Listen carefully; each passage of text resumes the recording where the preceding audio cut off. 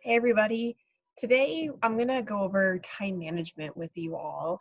And it might seem a lot of the information I'm giving to you is common sense, things that you already know, but even though you know something doesn't mean you're applying it every day. So with that, I just want to dive right in.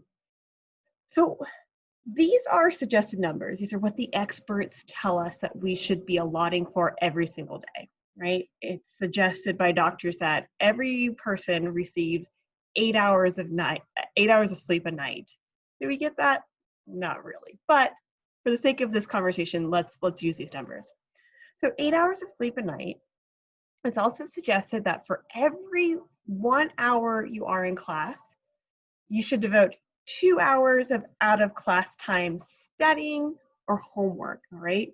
So if you have a 3 credit hour course, that means you are sitting in that class for 3 hours a week. So 3 hours of in-class time, multiply that by 2, so that's 6 hours of out-of-class time you should be devoting to that class, all right? So for example, I say on a Monday, you have 3 classes. So 3 hours of classes in that day. So 6 hours of homework that you should be doing just on a Monday night. Again, I know we don't do all of this, but just for the sake of this demonstration, keep this in mind. All right, so I broke this down into a pie chart. Hours in a Monday, okay? We've got 24 hours a day. And in that, you're devoting 33% of that in sleep, so that's your 8 hours. You're devoting 13%, so 3 hours, in physical class, sitting inside the classroom or at your computer for an online course. And then 25%, so 6 hours, in your dorm or your room, your res hall, the library, the caf, the coffee shop, wherever, doing homework or studying. So that leaves you with this block, this 29% of free time. And so exactly how free is this free time that we have in a day? So I've listed off things here that you are doing in this quote unquote free time. You might be showering, getting ready for the day. So ladies, if you're curling your hair, guys, if you're putting gel or pomade in there, how much is that taking you? Eating, please eat. Please eat and eat nutritious meals. I know as a college student, you lose track of those meals very easily. If you're an athlete, you're going to practice, and that could equate to 2 hours a day. You might be walking across campus to Gilbert's to grab a coffee, so that's 10 minutes out of your day. Call home. How many times is mom calling you a day or a week? How many of you have significant others who might not be here, and so you're keeping up with that relationship through phone calls? If you choose to go to the gym, that's an hour of a cardio workout. You got to go mail a letter, go do your taxes, that's a 10-minute walk to the post office. How much time are you spending on your screen, your laptop, your tablet, your phone? Studies show that we spend an average of 9 hours a day. A lot of time. You're walking across campus to class. You're going to chapel once a week. You're going to church if you choose to, and then your Bible groups afterwards. You're socializing. Who has time for friends these days, right? You might be Skyping or FaceTiming with a significant other or family members. If you have a job, you're going to work, you're going to the bathroom. What other things are you doing in this free time where you're not in class, you're not sleeping, and you're not studying? Okay, so I said in that original pie chart, you had 29% of your day for free time. So that equated to 7 hours out of your day, okay? And out of those 7 hours, what we just talked about on the last slide, these items, if I added all those up, that's over 17 hours. So how are you going to cram 17 hours into a 7-hour wedge? And the question, or the way you answer that is you just can't. It's impossible to do all those things. All right, so we looked at that as a single day. We looked at that as if you had 3 classes on one day, what that would equate to in terms of in-class work, out-of-class studying, sleeping, and free time. So then let's look at it as a full week. All right, so let's say you're registered for 15 credit hours. That means for an entire week's time, Monday through Friday, you're sitting in 15 hours of class time. Okay, so 15 hours in class, multiply that by 2 to get your recommended out of class time studying.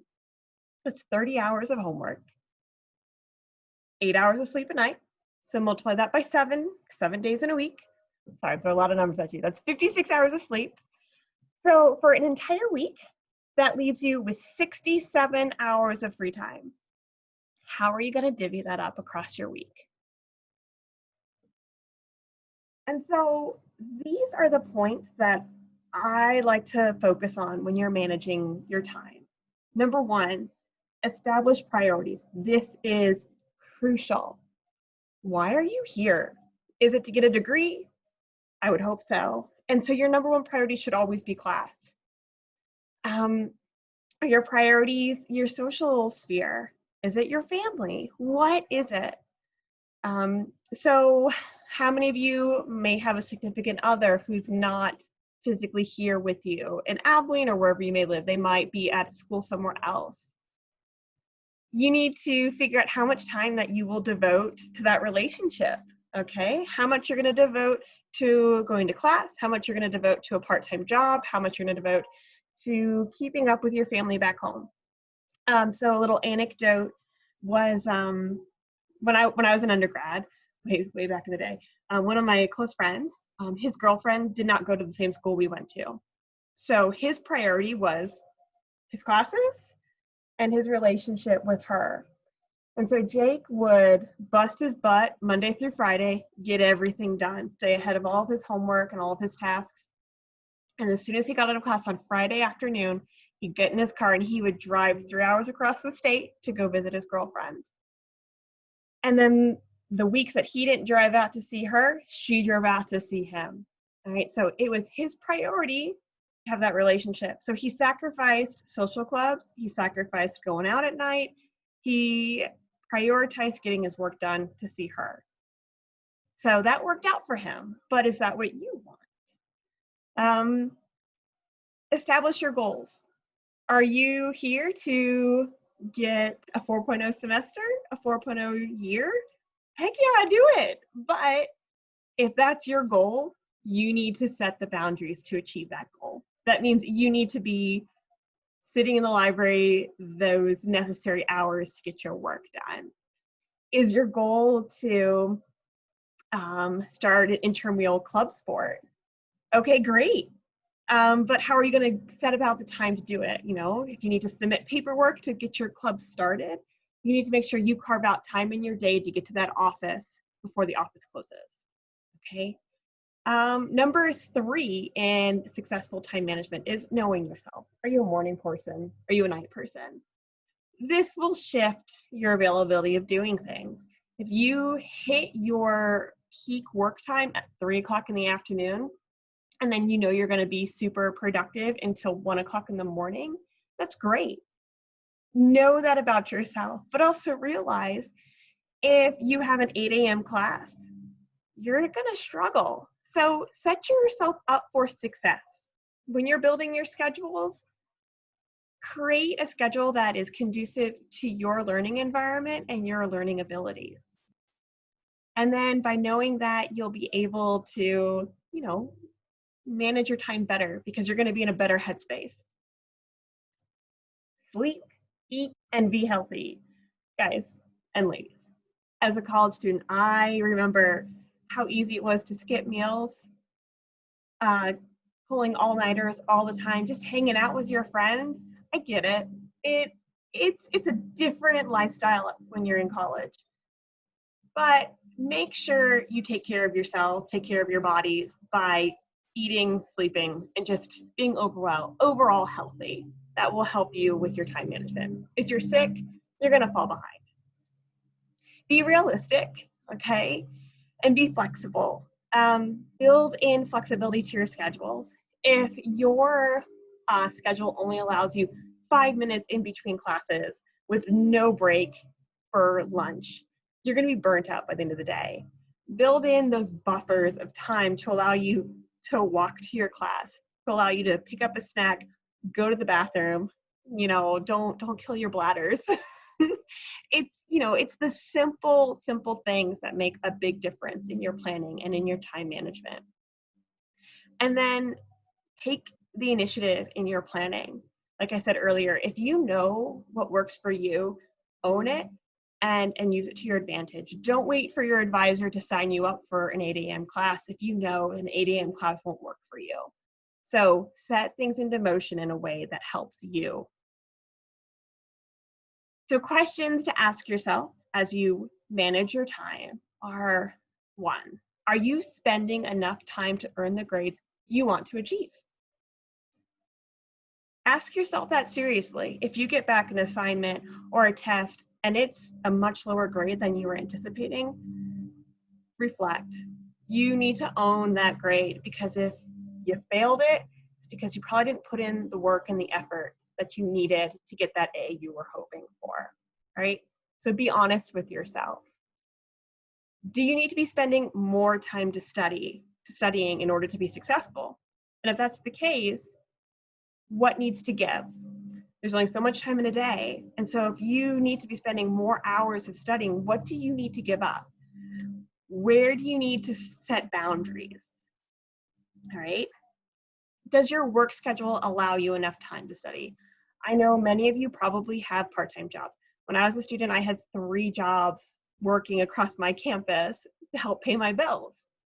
But you need to reach a point where you're not chasing your tail, okay? You are here for school, and if it turns out that your work schedule is not allowing you to go to class, there's a problem. And if you're thinking, well, I need to work so I can pay my bill, but I'm working so much, I can't sit in my class and I can't get my assignments done. There is something wrong with your situation. So think back, figure out where you can equalize your time. If you need to bring in an expert, talk to the financial aid office and they can help you figure that out. Come talk to me, go talk to your advisor. But remember, you're here as a student first. Your job should come second. How can you deal with time bandits, aka things that take up your time? There are so many time bandits out there. How many of you have a roommate or a suite mate who just walks in your room and just plops down on the floor or in a chair and just talks to you? And then an hour and a half later, you realize, I didn't get anything done. Or how many times, we all love our mothers, absolutely, but is mom calling you 3 times a day? Set those boundaries. Say, Mom, I can't talk every single day. I have too much homework to do, or I need to get to class. Let's schedule a time on Fridays to talk at 4 p.m. And that's your time. That's your date with your mom on the phone. Another silly story was, talking about, like, is there a roommate who barges into your room? My freshman year of college, there was a girl named Katie Green, and without fail, every night, if I did not lock my door, Katie would just walk in and sit down and talk to me. And I was just too nice to say, hey, Katie, can you just get out of here? I have work to do. And it took me a couple of weeks to finally realize that she was a big time bandit. And so I ended up having to leave my room and go study somewhere else, which was fine. It was how I addressed the situation, because I was not at that time comfortable confronting her and talking to her about it. But if that's happening, talk to this person. Tell them, hey, let's schedule something. Scheduling is important. And then how can you use your time more effectively and efficiently to achieve your goals? So if your goal is to ace that test this semester, but you like to drive home every single weekend, is that time in the car being used in a way to help you achieve that goal? Should you maybe record your professor's lectures and listen to that professor as you're driving? Or should you reflect and say, well, maybe I shouldn't drive home this weekend. I should spend that time on campus studying, right? Or do you have a job where you get an hour lunch break and you make sure you bring your homework, and so you break for lunch and you're working on homework during that hour off the clock? So just know your routine and know where you can insert just that little extra help to help you reach those goals. So I have a little assignment for you to do with that links to time management. And inside the module, there is a blank Word document that's just like this. And what it is it blocks out Sunday, Monday, Tuesday, Wednesday, Thursday, Friday, Saturday, and every hour of that day. And so what I want each of you to do, and I need you to upload it when you're done, is to fill out this document showing you how you're spending every single hour of your day. And it might seem redundant and repetitive, but until you write it all down, you're not going to realize where your time's going. And so this is just a little example of my student worker did this 2 years ago for me. This was an example for a former class. But you can see that she has blocked out when she's sleeping. You know, she was an early riser. She'd wake up at 6 a.m. every weekday. So she would have her mornings free from 7 a.m. to 8 a.m. or 9 a.m. I should say. And that way she'd come to the library and she would do homework. She'd catch up on an assignment. That way she could start her day on that footing.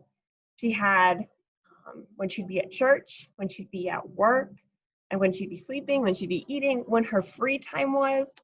And so she was very adamant that her Saturdays were for her to relax. She didn't want to have to worry about homework. She didn't have to worry about going to work. It was for her to sleep in, recoup from the week, and just hang out with her friends. And so she purposefully front-loaded her week so she had that free time on Saturday. So this was just a really quick introduction to time management. And what I would really like is if any of you have techniques that are super helpful to you, share them with us. I'll open up a discussion board so you can share it. But another little story from my college years was my group of friends, we called ourselves the Fab Five. We were not basketball players, but there were 5 of us.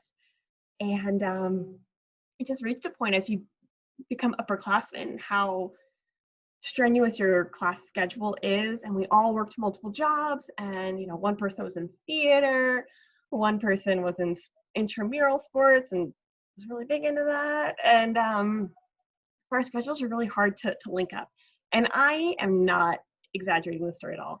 At the start of every single semester, we would start an email thread where we would list off our schedules when we were at work, everything that we had to report for.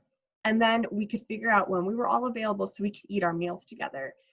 And every day we would eat dinner together. And, we may have had to have the senior special and show up at the cafeteria at 4:30 in the afternoon, but we prioritized our friendship and we prioritized eating together.